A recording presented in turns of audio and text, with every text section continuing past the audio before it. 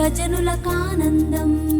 నిన్ను బ్రతికించే వాక్యం, నిన్ను ధైర్యపరచే వాక్యం, జీవమైన శక్తి కలిగిన వాక్యం, జీవమైన శక్తి కలిగిన వాక్యం, సత్యవాక్య సందేశం, సత్యవాక్య సందేశం, సత్యవాక్య సందేశం, సత్యవాక్య సందేశం.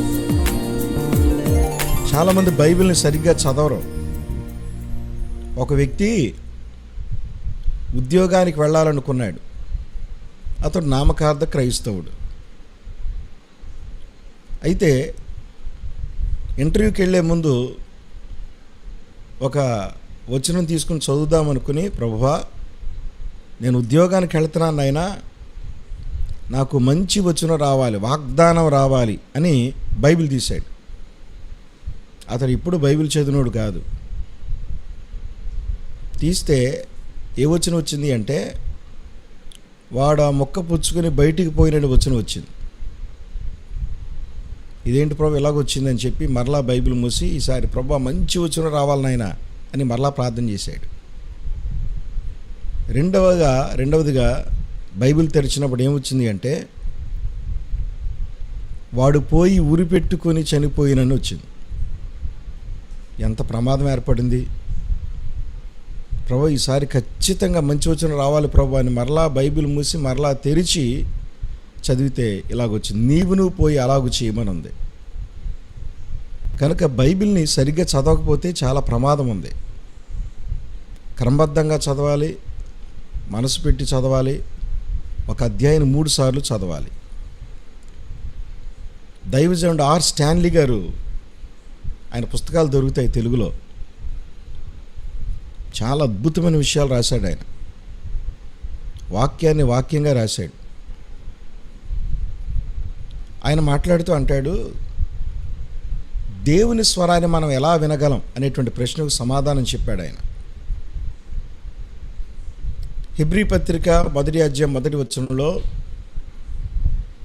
పూర్వకాలంలో నానా సమయాల్లో నానా విధాలుగా ప్రవక్తలతో మాట్లాడిన దేవుడు ఇప్పుడు కుమారుని ద్వారా మనతో మాట్లాడెను అనే వచనాన్ని ఎత్తుకున్నాడు ఆయన.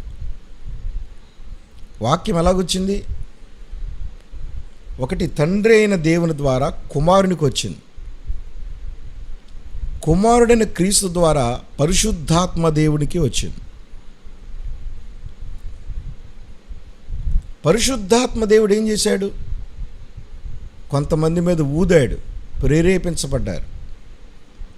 వారు లేఖనాలు రాయడం మనం చూస్తాం.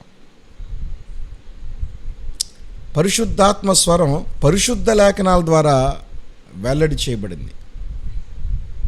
తిమోతికి రాసిన 2వ పత్రిక 3వ అధ్యాయం 16-17 వచనాల్లో, దైవజనుడు ప్రతి సత్కార్యముకు సన్నిద్ధమై అంటాడు. అంటూ కిందేమంటాడంటే, లేఖనాలు దేవుని ప్రేరేపితం, ఆవేశం, దైవావేశం వల్ల కలిగాయి అంటాడు. ఇంకొక తర్జుమాలో దేవుడు ఊదాడు, పరిశుద్ధాత్ముడు ఊదగా. సహోదరులు వాటిని ప్రకటిస్తున్నారు. కనుక ఈ క్రమాన్ని మనం గమనించాలి. తండ్రి అయిన దేవుడు, కుమారుడైన క్రీస్తు, పరిశుద్ధాత్మ దేవుడు, తర్వాత లేఖనాల్లోనికి వచ్చే లేఖనాలు దైవ సేవకుల ద్వారా, ప్రేరేపించబడిన వారి ద్వారా ప్రజలకు అందించబడుతున్నాయి. కనుక ఈ క్రమాన్ని బట్టి దేవుని స్వరం తండ్రి అయిన దేవుని నుంచి చివరికి దైవ సేవకుల ద్వారా, పెద్దల ద్వారా, ప్రేరేపించబడిన వారి ద్వారా అందించబడడం మనం చూస్తాం. చాలాసార్లు వ్యక్తే కదా మాట్లాడేది అనుకుంటా. వాస్తవమే, బలహీన ఘటాలు, మంటి ఘటాలు ఒప్పుకుందాం. తెస్సలోనికి రాసిన మొదటి పత్రిక 2:12 అంటాడు, సహోదరులారా, మా వలన వినిన వాక్యము మనుషుల ద్వారా వచ్చిన వాక్యమని ఎంచక అంటాడు. అపోస్తలుడైన పౌలు గట్టిగా చెప్తాడు ఆ మాట. వాక్యం ప్రకటించబడుతున్నప్పుడు వ్యక్తిని కాదు చూడాల్సింది, లేఖనాలు మనం చూడాలి. బెరయ విశ్వాసుల్లాగా మనం ఉండాలి. చాలామంది సర్వే అంటే అనుకుంటారు, పై సంగతులే కదా చెప్తారు అనుకుంటారు. కానీ ఇందులో దేవుని ప్రత్యక్షతలు మనకు అర్థం అవ్వాలి అంటే ఖచ్చితంగా గ్రంథాన్ని చదవాలి. చాలామంది మనకు పాత నిబంధన అవసరం లేదులే, క్రొత్త నిబంధన ఒకటే ఉంటే సరిపోతుందని అనుకుంటారు కొంతమంది. చాలామంది అలాగే పొరపాటు పడ్డారు. పాత నిబంధనలో క్రొత్త నిబంధన మర్మంగా భద్రపరచబడి ఉంది.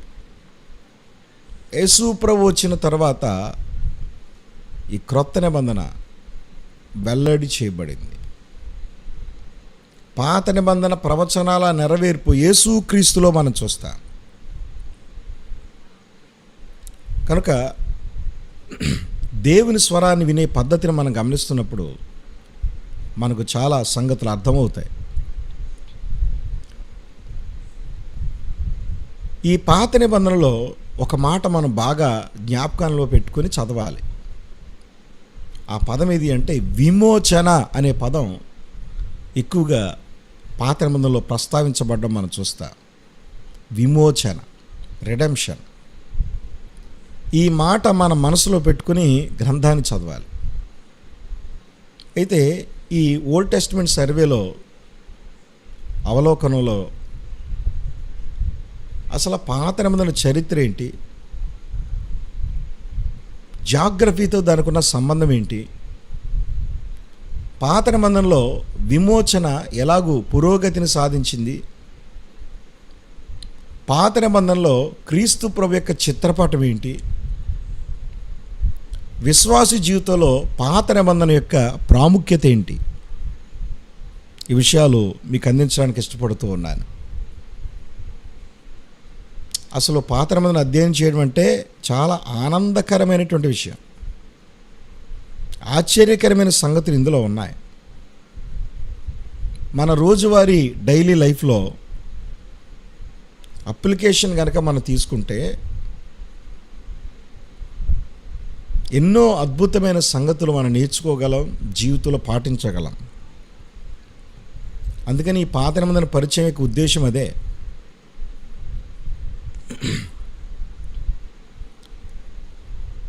ప్రతి క్రైస్తవుడు ఎందుకు అధ్యయనం చేయాలి పాత నిబంధనని? చాలా బలమైన కారణాలు ఉన్నాయి. మొదటి కారణం నేను చెప్తాను, నోట్ చేసుకోండి. ఎందుకు మనం పాత నిబంధనని అధ్యయనం చేయాలి? కొంతమంది పాత నిబంధన చదవడానికి ఇష్టపడరు, వచనాలు కూడా చదవడానికి ఇష్టపడరు. పాత నిబంధన మనం ఎందుకు అధ్యయనం చేయాలి అంటే చాలా బలమైన కారణాలు ఉన్నాయి. అందులో కొన్ని చెప్తాను, మీరు రాసుకోవడానికి ప్రయత్నం చేయండి. అసలు పాత నిబంధన లేకపోతే బైబిల్ గ్రంథం ఇన్కంప్లీట్, అసంపూర్ణంగా ఉంటుంది. పాత నిబంధన కావచ్చు, క్రొత్త నిబంధన కావచ్చు, ఈ రెండు కూడా దైవ ప్రేరిత గ్రంథాలు, ఇన్స్పిరేషనల్. దేవుడు ప్రేరేపించకుండా ఈ గ్రంథాలు లేవు. పాత నిబంధనలో రక్షకుని గురించి ప్రెడిక్ట్ చేయబడింది. రక్షకుడు ఒక ఆయన వస్తాడు, ఆయన ఎక్కడ పుడతాడు, ఎలా పుడతాడు, అవన్నీ కూడా చెప్పబడ్డాయి. క్రొత్త నిబంధనలో దాని నెరవేర్పు మనం చూస్తాం, ఫుల్ఫిల్మెంట్. పాత నిబంధనలో రక్షకుని రాకను గురించి చెప్పబడింది, క్రొత్త నిబంధనలో దాని నెరవేర్పు మనం చూస్తాం. పాత నిబంధనే లేకపోతే యేసుక్రీస్తు ప్రభు పరిచర్య ఒక చిక్కు ప్రశ్నగా ఉండిపోయేది. యెషయా ద్వారా చెప్పబడిన మాటలు, మోషే ద్వారా చెప్పబడిన ప్రవచనం, అనేకమైన ప్రవచనాలు, మీకా ద్వారా ప్రభుని గురించి చెప్పబడిన ప్రవచనాలు పాత నిబంధనలో అవి మనం చదవకపోతే ప్రభు పరిచర్య ఒక ప్రశ్నగా మిగిలిపోయేది. మత్తయి సువార్త 15:24. అందుచేత ఖచ్చితంగా పాత నిబంధన మనం చదవాలి. పాత నిబంధన లేకపోతే పరిశుద్ధ గ్రంథం ఇన్కంప్లీట్, అసంపూర్ణంగా ఉంటుంది. పాత నిబంధన కొత్త నిబంధన రెండు కూడా దైవావేశం వల్ల కలిగిన లేఖనాలు. పాత నిబంధన లేకపోతే క్రీస్తు పరిచర్య ఒక చిక్కు ప్రశ్నగా ఉంటుంది. క్రైస్తవ విశ్వాసం యొక్క చారిత్రక నిర్మాణం పాత నిబంధన ద్వారా అందించబడుతుంది. Historical proofs, historical structure. క్రైస్తవ విశ్వాసం యొక్క దాని చారిత్రకమైన నిర్మాణం పాత నిబంధనలో ఉంది. అందుకని మనం పాత నిబంధనలు చదవాలి, లేకపోతే శూన్యత ఏర్పడుతుంది. పాత నిబంధన చదవకపోతే ఎంత నష్టం ఉందో అర్థం చేసుకోవాలి. కొంతమంది దైవ సేవకులు, ఉద్దండులు, వేల సంఘాలు కట్టిన ఒక ఆయన అంటాడు, నాకు క్రొత్త నిబంధన అర్థమైంది, పాత నిబంధనతో నాకు పని లేదన్నాడు ఆయన. అది కరెక్ట్ మాట కాదు. బైబిల్ సంపూర్ణమైన గ్రంథం. ఎన్నో చిక్కుముడులు పాత నిబంధన విప్పుతోంది. అందుకని మనం పాత నిబంధన అధ్యయనం చేయాలి. అందుకని పాత నిబంధన చదవకపోతే చాలా ప్రశ్నలకు జవాబు మనం పొందుకోలేం.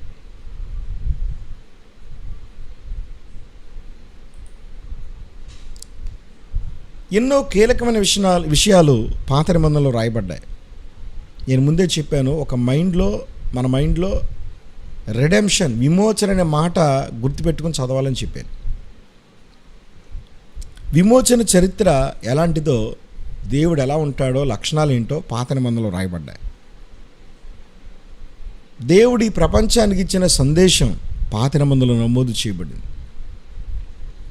ఇశ్రాయేలీయులను ప్రభు ఏర్పాటు చేసుకున్నాడు. వారి ద్వారా రక్షకుని యొక్క పుట్టుక, పాపరహిత జీవితం, ఈ విషయాలన్నీ కూడా ప్రపంచానికి అందించడం మనం చూస్తాం. అసలు దేవుడు ఏమై ఉన్నాడు? Who is God? దేవుడు సార్వభౌముడు, సావరిన్ లార్డ్, సార్వభౌమ సృష్టికర్త, క్రియేటర్ గాడ్. ఈ ప్రపంచములన్నిటిని కూడా నిర్మించినవాడు ఆయన. అందుచేత దేవుని యొక్క లక్షణాలు మనకు అర్థం కావాలంటే పాత నిబంధన చదవాలి. తర్వాత ఎన్నో కీలకమైన విషయాలు ఈ గ్రంథంలో ఉన్నాయి పాత నిబంధనలో. అందులో రెండవది ఏది అంటే, మానవునికి రక్షణ అవసరత ఉంది అనే విషయాన్ని పాత నిబంధన గట్టిగా చెప్తుంది. ధర్మశాస్త్రం ఏం చెప్తుంది?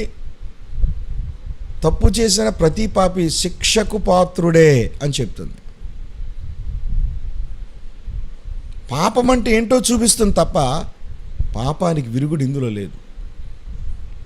ధర్మశాస్త్రం యొక్క లక్షణం అది. అందుకని ధర్మశాస్త్రము థర్మామీటర్ లాంటిది. థర్మామీటర్ పనేంటి? జ్వరం ఎంతో చెప్తుంది, కానీ జ్వరాన్ని తీసివేసే శక్తి థర్మామీటర్కి లేదు. క్రొత్త నిబంధనలో యేసుక్రీస్తు ప్రభు ధర్మశాస్త్ర విధిని నెరవేర్చినవాడు. కనుక మానవునికి రక్షణ అవసరము అని పాత నిబంధన చెప్తుంది. పాపం అంటే ఏంటో చూపిస్తుంది, పాపి ఎలాగుంటాడో చెప్తుంది. కానీ క్రొత్త నిబంధనలో పాపానికి పరిష్కారం రాయబడింది. మూడవదిగా దేవుడు ఎవరు? దేవుడు పరిశుద్ధుడు, హోలీ గాడ్. పాపము లేనివాడు, మాలిన్యము లేనివాడు, అంటనివాడు, పాపము ఎరుగనివాడు ఆయన. దేవుడు పరిశుద్ధుడు. ఆయన పరిశుద్ధుడైతే ఏం చేస్తాడు? ఖచ్చితంగా పాపానికి ఆయన తీర్పు చేస్తాడు. తీర్పు ఉంది, జడ్జిమెంట్. ఒకానొక రోజున మానవుల పరిస్థితి భయంకరంగా ఉండబోతుంది. దేవుడు పరిశుద్ధుడు అని పాత నిబంధనలో రాయబడింది. దేవుడు ఎవరు? దేవుడు ప్రేమై ఉన్నాడు. God is love. పాపి అయిన మనిషికి రక్షణ ఇచ్చేవాడు దేవుడు. ఇశ్రాయేలు ప్రజలను ఎంత ప్రేమించాడో, వారిని ఎంత ఆదుకున్నాడో, అదేవిధంగా ప్రపంచంలోని రాజ్యాలన్నిటిని ఆయన ప్రేమిస్తున్నాడని మనకు తర్వాత అర్థమవుతుంది. మనం ఈ సంగతులు చూస్తున్నప్పుడు మానవుని యొక్క పరిస్థితులు ఏంటో పాత నిబంధనలో మనం చూస్తాం. మానవుని పాపముల కొరకు చనిపోవడానికి రక్షకుడు పుట్టాడు. అది ముందే చెప్పబడింది. చాలామంది తెలియక యేసుప్రభు నిస్సహాయుడు, 3 మేకులు పీక్కోలేనోడు, ఇలాంటి మాటలు ఈ మత ఛాందస్వాదులు, మతోన్మాదులు మాట్లాడడం మనం చూస్తాం. వాళ్ళు తెలియక బుద్ధులేని మాటలు అవి. కానీ వాక్యం ఏం చెప్తుంది? మానవుని పాపముల కొరకు చనిపోవడానికి రక్షకుడు అవసరం. ఆ రక్షకుడు యేసు ప్రభు. ఇంకేం చెప్తుంది పాత నిబంధన? మనిషి క్రియల ద్వారా రక్షణ పొందలేడు. మంచి పనులు చేస్తే పరలోకం వెళ్ళడం, విశ్వాసము ద్వారా మాత్రమే రక్షించబడతాడు. అది పాత నిబంధన చెప్తుంది. Not by deeds but by faith. క్రియల ద్వారా కాదు. ఏమనుకుంటారండి చాలామంది, చర్చికి డొనేషన్ ఇస్తే, సేవకునికి బట్టలు పెడితే, మందిరంలో భోజనాలు పెడితే, మంచి పనులు చేస్తే పరలోకి వెళ్తారని అనుకునేవారు. ఇప్పుడు కాదు, ఎప్పటి నుంచి ఉంది. కానీ విశ్వాసము ద్వారా మాత్రమే రక్షణ. Through faith. కొంతమంది ఫెయిత్ గురించి చెప్తాడు. అబ్రహాం విశ్వాసం, హేబేలు విశ్వాసం, హానోకు విశ్వాసం. హెబ్రీ పత్రిక 11వ అధ్యాయంలో హీరోస్ ఆఫ్ ఫెయిత్ గురించి మనం చూస్తాం. అందుచేత మనిషి క్రియల ద్వారా రక్షణ పొందడు. కానీ ఎలా రక్షించబడతాడు? విశ్వాసం ద్వారా మాత్రమే రక్షించబడతాడు. ఇక 7వదిగా, ఈ లోకానికి విమోచన సందేశం యొక్క సాధనముగా ఇశ్రాయేలీలను సార్వభౌమాధికారముగా ఎంపిక చేయబడింది. అంటే ఏంటి? ఇశ్రాయేలీలు ఎవరు? దేవుని చేత ఎన్నుకోబడిన వారు. విమోచన సందేశం వారికి ఇవ్వబడింది, వారు తృణీకరించారు. అందుచేత దేవుడు అన్యులను ఏర్పాటు చేసుకున్నాడు. వారిని దేవుడు సాధనాలుగా వాడుకున్నాడు. తన సార్వభౌమాధికారంతో వారిని ఎంపిక చేశాడు. విశేషమైనటువంటి ప్రయోజనాలు వారికి కల్పించాడు. రిసోర్సెస్ ఇచ్చాడు. వాగ్దాన దేశం ఇచ్చాడు. మోషే ద్వారా విశ్రాంతి ప్రకటించబడింది, కానీ పొందుకోలేదు. యెహోషువ ద్వారా విశ్రాంతి ప్రకటించబడింది, కనానుకు వారిని నడిపించాడు, కానీ అది సంపూర్ణ విశ్రాంతి కాదు. క్రొత్త నిబంధనలో చెప్పబడిన విశ్రాంతి సంపూర్ణమైన విశ్రాంతి. అది యేసుక్రీస్తు ప్రభులో విశ్వాసమైన మనకు అందించబడింది. కనుక ప్రియులారా, ఇశ్రాయేలు ప్రజలు దేవుని సాధనం, దేవుని చేత ఎంపిక చేయబడిన ప్రజలు. వారికి ఎన్నో అవకాశాలు ఇస్తున్నాడు, ఎన్నో మంచి విషయాలు వారి పట్ల చేశాడు, కానీ వారు తృణీకరించారు.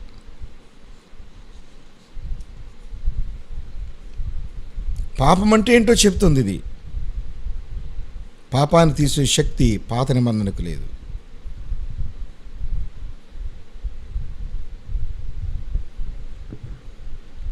తర్వాత మనం చూస్తే ఈ చరిత్ర అంతా కూడా సార్వభౌముడైన ప్రభు సింహాసనం వద్ద ముగుస్తుంది. అల్టిమేట్గా జరిగేది ఏంటి? ద థ్రోన్ ఆఫ్ గాడ్, దేవుని సింహాసనం, ప్రభు యొక్క సింహాసనంతో మొత్తం చరిత్ర ముగుస్తుంది. అప్పటి వరకు ఏమేం జరిగాయో ప్రతి సన్నివేశం, సృష్టి మొదలుకొని ప్రభు సింహాసనం వరకు ఎన్నో అద్భుతమైన విషయాలు ఇందులో రాయబడ్డాయి. ఒక ఆయన అన్నాడు, 66 పుస్తకాలని ఒక హారంతో పోల్చాడు. 66 పూసలున్న ఒకే హారంతో పోల్చాడు. 66 పుస్తకాలు, 66 పూసలున్న ఒకే హారం. 66 కూడా ప్రాముఖ్యమైనవే, ఇందులో ఏది తీసేయడానికి లేదు.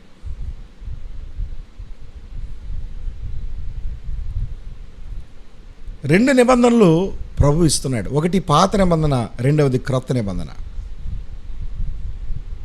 క్రొత్త నిబంధన పాత నిబంధనకు భిన్నమైంది, నాణ్యమైంది. ఇది క్రొత్త నిబంధన క్రొత్తదని పిలవడానికి కారణం ఏంటి? మధ్య వచ్చింది కనుక క్రొత్త నిబంధన అన్నారు. పాత దాని తర్వాత వచ్చింది కనుక దాన్ని క్రొత్త నిబంధన అన్నారు. హెబ్రీ 12:24. ఈ రెండు నిబంధనలు కొన్ని భాగాలుగా విభజించబడ్డాయి. అవేంటో మనం చూడబోతూ ఉన్నాం. కనుక చరిత్ర మనం గమనిస్తున్నప్పుడు చరిత్ర అంతా కూడా సార్వభౌముడైన క్రీస్తు దగ్గరతో సింహాసనంతో ముగించబడ్డాన్ని మనం చూస్తాం. అయితే అసలు బైబిల్ గ్రంథం మనకి ఎలాగ ఇవ్వబడింది, దీని చరిత్ర ఏంటో మనం చూద్దాం. బైబిల్ అంతట్లో కూడా క్రీస్తు ప్రభువే అన్ని విషయాల్లో కనిపిస్తాడు. ఆదికాండం నుంచి ప్రకటన గ్రంథం వరకు ప్రతి పేజీలో కూడా క్రీస్తు యొక్క ప్రత్యక్షతలు మనం చూస్తాం. ఊహతో వచ్చింది కాదు, వాస్తవం ఇది. ఇది స్వబుద్ధితో రాయబడింది కాదు, దేవుని సత్యం రాయబడింది ఇందులో. పాప మానవుడు విమోచించబడాలంటే ఒక ప్రతినిధి కావాలి, ఒక రక్షకుడు అవసరం. పూర్వకాలంలో దేవునితో నేరుగా మాట్లాడడానికి ఉండదు, అవకాశం లేదు. అందుకని ప్రధాన యాజకుడు ఉన్నాడు అక్కడ. తర్వాత ప్రవక్తలు పంపించాడు, యాజకులు. వీళ్ళు దేవుని ప్రతినిధులు. ఆ రోజుల్లో దేవుని మనసులోని మాటను వారు చెప్పేవారు, ప్రజల పక్షాన వారు నిలబడేవారు. దేవునికి మానవులకి మధ్య ఆ రోజుల్లో వారు మధ్యవర్తులుగా ఉన్నారు. కానీ ఇదేది కూడా మానవుని దేవుని సమీపించడానికి పనికి రాలేదు. అందుకని ప్రభువే సాక్షాత్తు దిగి వచ్చాడు. ఒక గ్రంథం చేతికి రావాలంటే ఈ రోజుల్లో ప్రింటింగ్ ప్రెస్లు వచ్చాయి, ఆఫ్సెట్, ఇంకా లేటెస్ట్ టెక్నాలజీలు వస్తానే ఉన్నాయి. ఎన్నో విషయాలు మనం చూస్తామండి. కానీ ఓల్డ్ స్క్రిప్ట్స్ కనుక చూస్తే పాత నిబంధనలోని 39 పుస్తకాలు ఉన్నాయే, ఈ 39 పుస్తకాలు 1000 సంవత్సరాల కాలముల నిడివిలో రాయబడ్డాయి. క్రీస్తు పూర్వం 1500 నుంచి 400 మధ్యకాలంలో రాయబడ్డాయి. దాదాపు 30 మంది రచయితల చేత పాత నిబంధన గ్రంథం రాయబడింది. కొన్ని భాగాలు తప్ప మిగతా భాగాలన్నీ కూడా హీబ్రూ భాషలోనే రాయబడ్డాయి. హీబ్రూ భాష చాలా ప్రత్యేకమైన భాష. మీకు లేఖనం ఎలా ఉద్భవించిందో తెలియాలి అంటే ఇర్మియా గ్రంథం 36వ అధ్యాయం చదవాలి. అక్కడ లేఖికులు మనం చూస్తాం, స్క్రైబ్స్ అంటారు. ముందుగా ఒరిజినల్ ప్రతి ఉంటుంది. దాన్ని ఏం చేయాలంటే ఈ శాస్త్రి అని పిలువబడేవాడు తాను చనిపోయే లోపల గ్రంథాలు లిఖించాలి. ఒకటి ఒరిజినల్ రాయాలి, ఇంకోటి నమూనా రాయాలి. ఒక సున్నా పుల్లు కూడా తప్పిపోవడానికి లేదు.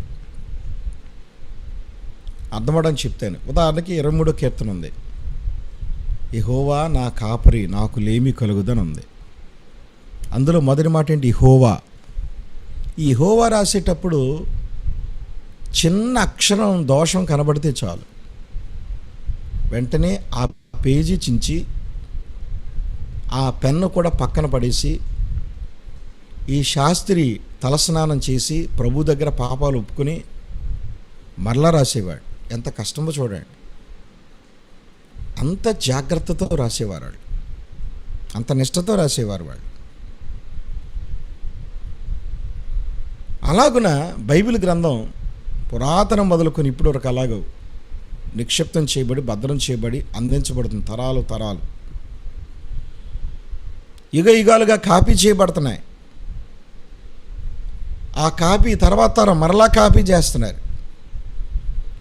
ఈ విధంగా హీబ్రూ భాషలో చేత్తో రాసిన చేవ్రాతలు ఏదైతే ఉన్నాయో అలాగా కాపీలు రాసి రాసి రాసి ప్రస్తుతం ప్రింటింగ్ ప్రెస్ కాలం వచ్చేసింది కనుక 15వ శతాబ్దంలో అవి ప్రింటింగ్ చేయబడుతున్నాయి. ఎన్ని రకాల కామెంటరీస్ వచ్చేసాయో, ఎన్ని రకాల బైబిల్స్ వచ్చేసాయో, ఎన్ని రకాల వ్యాఖ్యానాలు వచ్చేసాయో.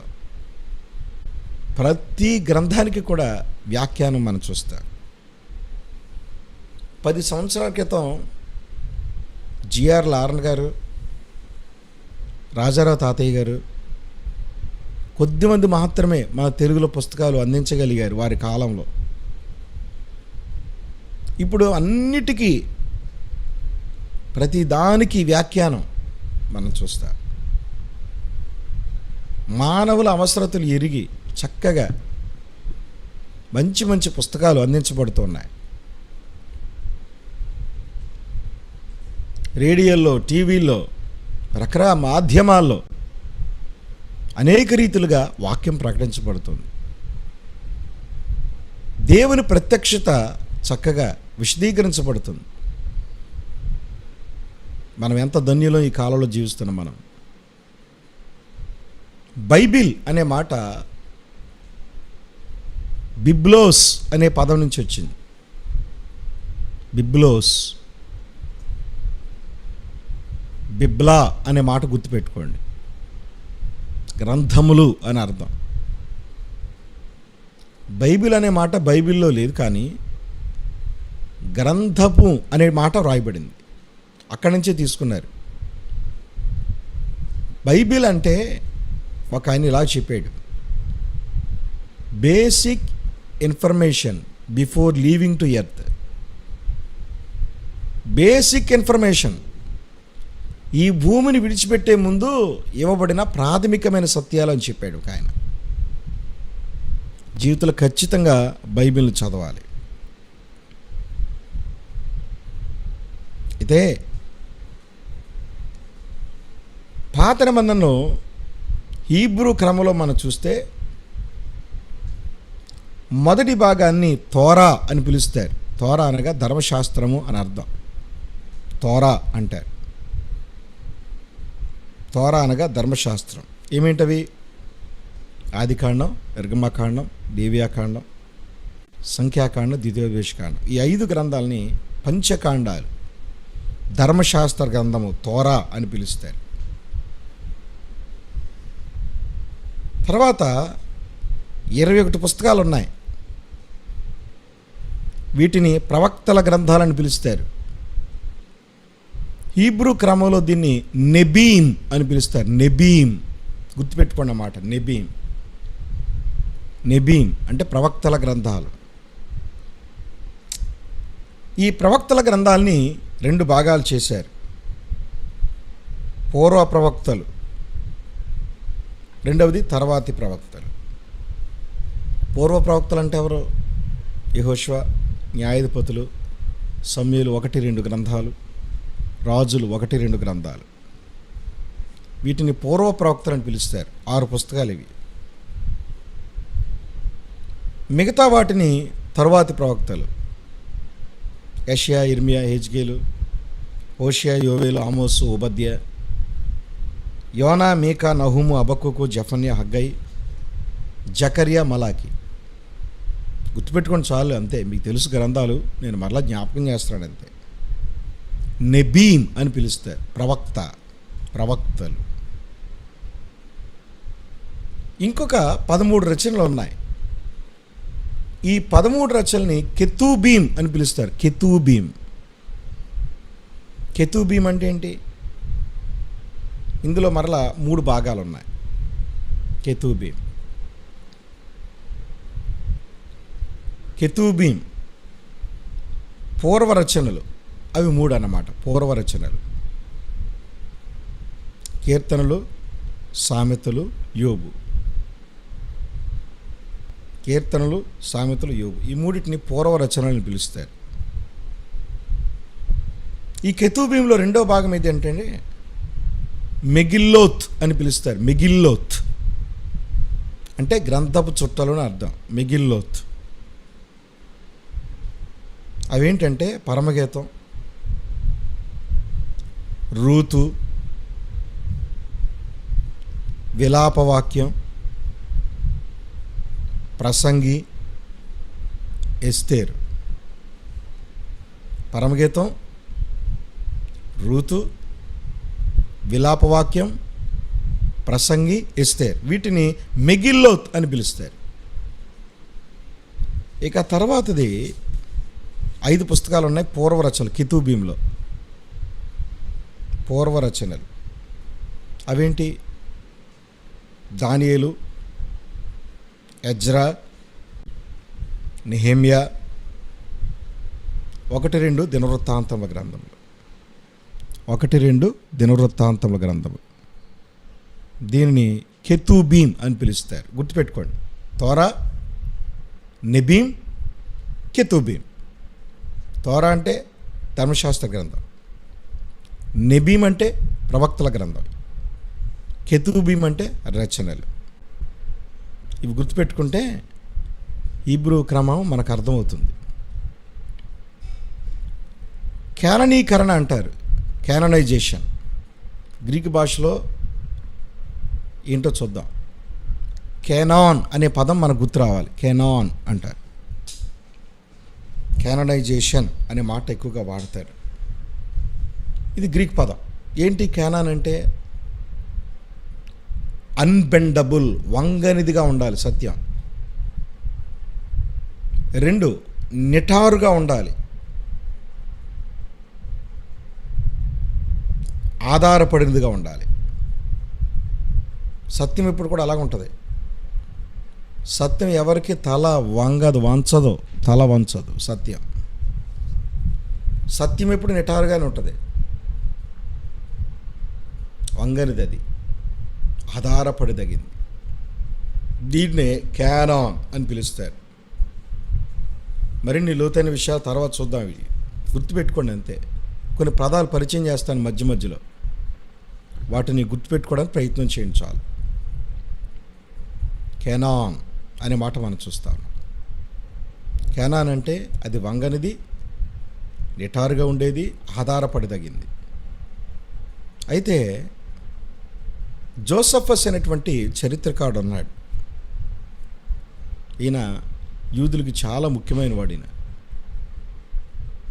ఈయన చాలా పుస్తకాలు రాశాడు. 2 పుస్తకాలు, ప్రధానమైన పుస్తకాలు రాశాడు. మన చరిత్ర అర్థహశస్త కాలం నుండి చాలా విచిత్రంగా వ్రాయబడింది.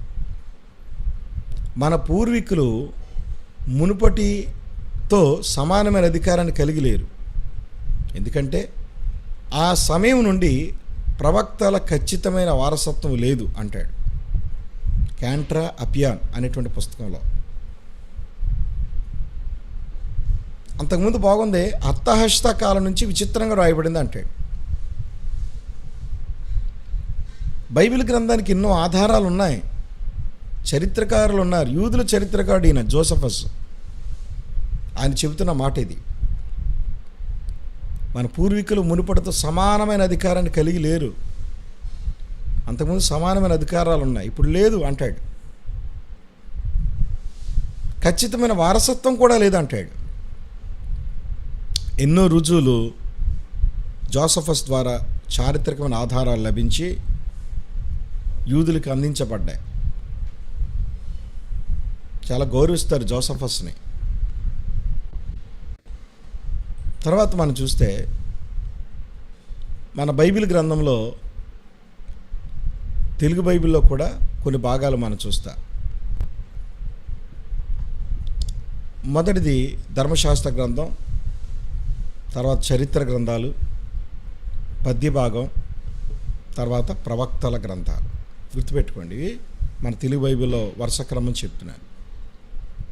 ఇలాగ 4 ప్రధానమైన భాగాలుగా పాత నిబంధన విభజించబడింది. ధర్మశాస్త్ర గ్రంథం, చరిత్ర గ్రంథాలు, పద్య భాగం, 4వదిగా ప్రవక్తల గ్రంథాలు. ఏంటి దీని అర్థం? మనం ఇప్పుడే చూసాం, హీబ్రూ బైబిల్లో ఉన్న క్రమం ఇది. గుర్తుపెట్టుకోండి, తోరా, నెబీము, కెతూబీం. తోరా, నెబీము, కెతూబీం, ఈ విభజన కూడా మనం చూసాం. అయితే ఒక ప్రాముఖ్యమైన సంగతిని ఇక్కడ మనం అధ్యయనం చేయబోతున్నాం. పతనమైన మానవ జాతి కోసం ప్రభు రక్షకునిగా అవతరించడం చాలా ప్రాముఖ్యం. పాత నిబంధనలో ప్రాముఖ్యంగా 3 పనులు కనిపిస్తాయి మనకి. 3 పనులు పాత నిబంధనలో 3 పనులు ప్రాముఖ్యంగా కనిపిస్తాయి. మొదటిది యాజకత్వం. యాజకత్వం అహరోను ప్రాతినిధ్యంలో యాజకత్వం మనం చూస్తాం. అహరోను ప్రాతినిధ్యంలో యాజకత్వం. రెండవది మోషే ప్రాతినిధ్యంలో ప్రవక్త, అంటే మోషే నేతృత్వం వహించాడు. మోషే ప్రాతినిధ్యంలో ప్రవక్త. మూడవది దావీదులో రాజును మనం చూస్తాం. దావీదులో రాజును మనం మరలా చెప్తాను, గుర్తుపెట్టుకోండి. అహరోను ప్రాతినిధ్యంలో యాజకత్వం చూస్తాం. అహరోను ప్రాతినిధ్యంలో యాజకత్వం. రెండవది మోషే ప్రాతినిధ్యంలో ప్రవక్త. మోషే ప్రాతినిధ్యంలో ప్రవక్త. మూడవది దావీదులో రాజును మనం చూస్తాం. వీళ్ళందరూ ఎవరో సింపుల్ హ్యూమన్ బీయింగ్స్, వీళ్ళు నరమాత్రులు, సామాన్యమైన వాళ్ళు. ఈ 3 పనులు ఒకే ఆయనలో మనం చూస్తాం. ఆయనే మన రక్షకుడు యేసు ప్రభు. ఆయన రాజు, ప్రవక్త, యాజకుడు. ఆయన సంపూర్ణుడు. ఆయన ఈ 3 పదవులు ఒక మనిషి నిర్వహిస్తే ఎంత అద్భుతం నిజంగా. అందుకని హెబ్రీ పత్రిక 5వ అధ్యాయం అంటాడు, అహరోనును క్రీస్తును వేరు చేస్తూ అహరోను కంటే ఆయన శ్రేష్ఠుడిగా, ఆయన ఇప్పుడు ప్రధాన యాజకుడిగా మన పక్షాన్ని విజ్ఞాపన చేస్తాడని జ్ఞాపకం చేస్తాడు. ప్రభుని గురించి ముందే పాత నిబంధనలో ప్రత్యక్షం లేదా ప్రత్యక్షపరచబడ్డం మనం చూస్తాం. మానవుడు కన్నీళ్లు కారుస్తున్నాడు. మా పాపాలు తీసేసే వాళ్ళు ఎవరు? మమ్మల్ని రక్షించే వాళ్ళు ఎవరు? మమ్మల్ని శిక్ష నుంచి తప్పించే వాళ్ళు ఎవరు అని అంగలారుస్తున్నప్పుడు దేవుడే ప్రత్యామ్నాయాన్ని చూపించాడు.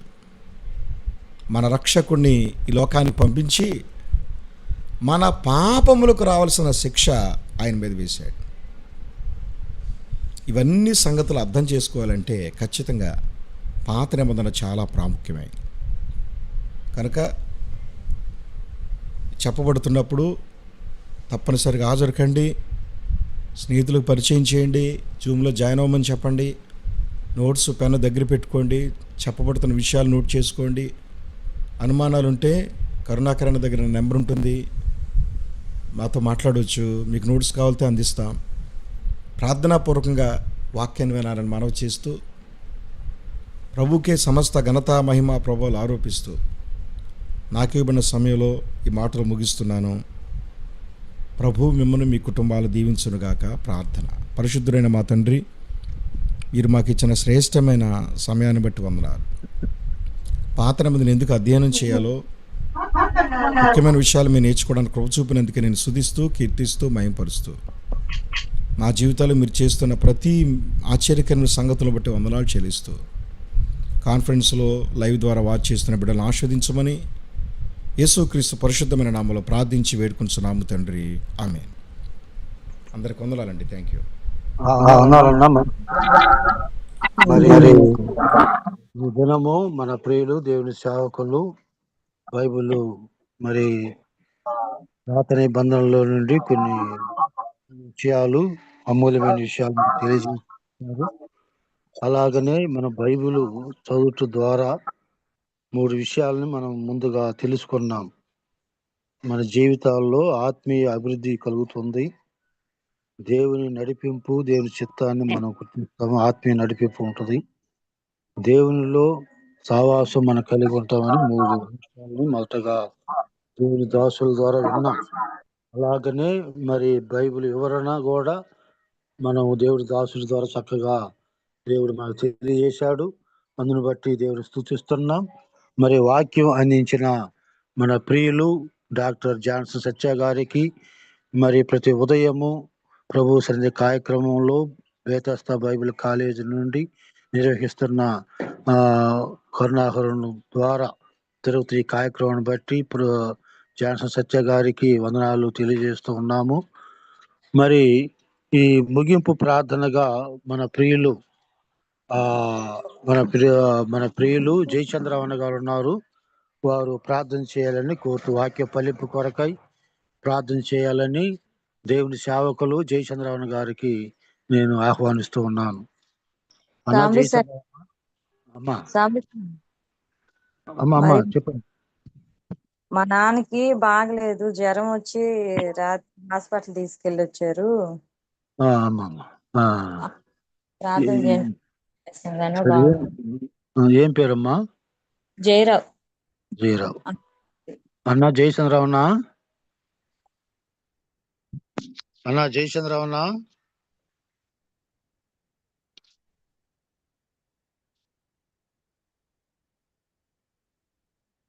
అన్నా జయచంద్రరావునా ఉన్నారా?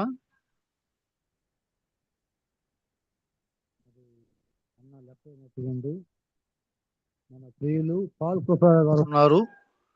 వారు ముగింపు ప్రార్థన వాక్య ఫలింపు కొరకై ప్రార్థన చేయాలని కోరుతూ ఉన్నాను. అన్న పాల్ కృపారావు అన్న వందనాలు. అన్న ప్రార్థన చేయండి. మన సహోదరుడు జయరావు జ్వరంగా ఉందని కూడా చెప్పారు. ప్రస్తుత కొరకు ప్రార్థన చేయండి. అలాగన్నా ప్రార్థన.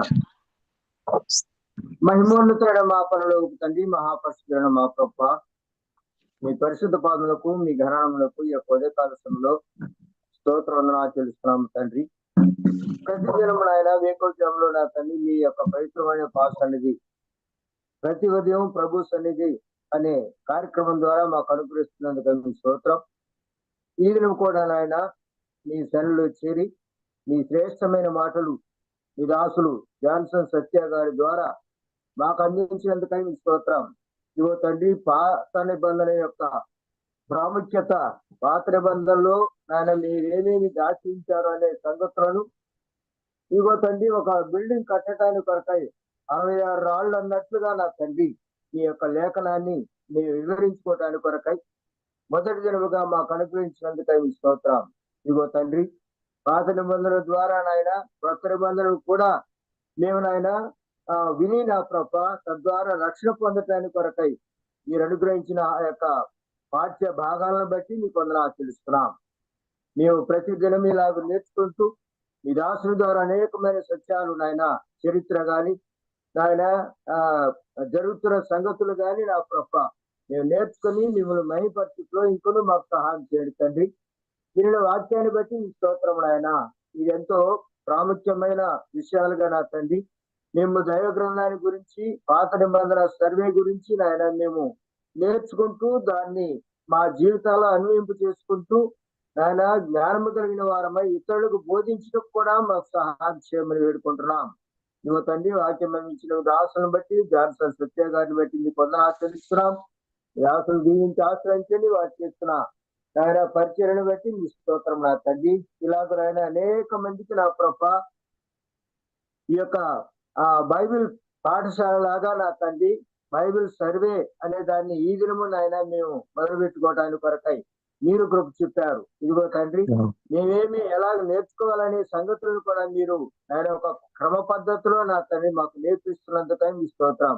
మీ దాసుని ఇంకా నాయన మీ యొక్క పరలోక జ్ఞానం అనుగ్రహించి అనేక మందికి నాయన మీ సత్యాలను బోధించట్లో మీరు ఆశలను వాడుకోనండి. వారిని వారి కుటుంబాన్ని దీవించి ఆశ్రయించండి ప్రభా.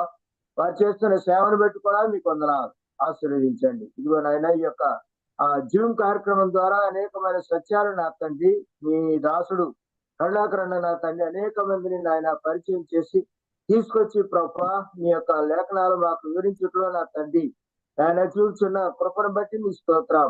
ఈ దాసుని ఇంకనూ శక్తిని బలమును ఆలోచన దయచేయమని ప్రార్థన చేస్తున్నాం. ఈ దినం నా ప్రభా ప్రార్థించమని చెప్పిన జయరావు గారి కొరకు ప్రార్థన చేస్తున్నాం. నాయన జ్వరం వచ్చిందట, హాస్పిటల్ తీసుకెళ్ళి వచ్చారట. మంచి ఆరోగ్యము శక్తిని బలం దయచేయండి. అలాగే ఈ దినం కార్యక్రమంలో పాల్గొన్న ప్రతి ఒక్క విశ్వాసిని బట్టి సేవకుని బట్టి నాయన మీకు స్తోత్ర వందనాలు చెల్లిస్తున్నాం.